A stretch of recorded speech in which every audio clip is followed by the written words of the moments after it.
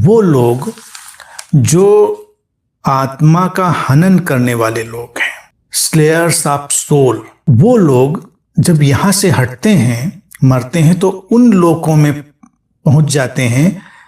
सूत्र का पहले अभिप्राय, उनका अनुवाद, ट्रांसलेशन समझें, जो अज्ञान के अंधकार से आच्छादित हैं। अब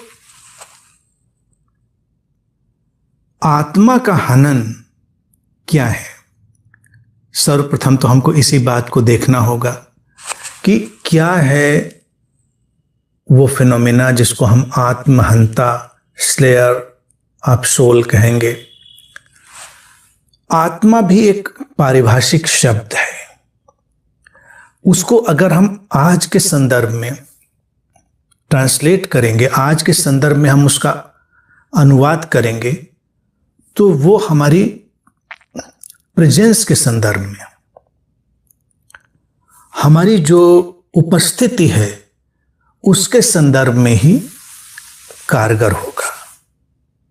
जैसे अगर हम शब्दों का उपयोग भी करते हैं तो देखें, हम कई बार कहेंगे कि इस काम में अपनी आत्मा डाल दो, या कोई अच्छा काम करता है तो हम कहते हैं उसने उसमें अपनी आत्मा उंडेल दी।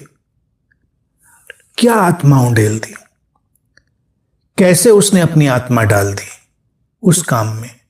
उसने उसमें अपने प्राण डाले। प्राण कैसे डाले? अपनी प्रेजेंस। कभी कुछ काम करके देखें, अगर हम अनमने, आधे अधूरे, कुनकुने कोई काम करें तो वो काम भी उतना कुशलता से संपादित नहीं होता, उसके परिणाम भी उतने अच्छे नहीं आते, और ऐसा लगता है जैसे कुछ खो रहा है, कुछ मिसिंग है।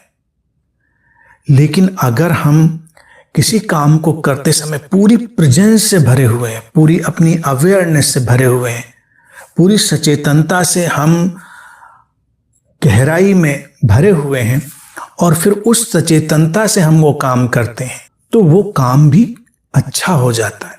छोटा सा काम भी उसकी गुणवत्ता बदल जाती है, उसका सारा जो परिणाम है वो बदल जाता है। तो आत्मा का हनन और आत्मा में जीने वाले लोग कौन होंगे?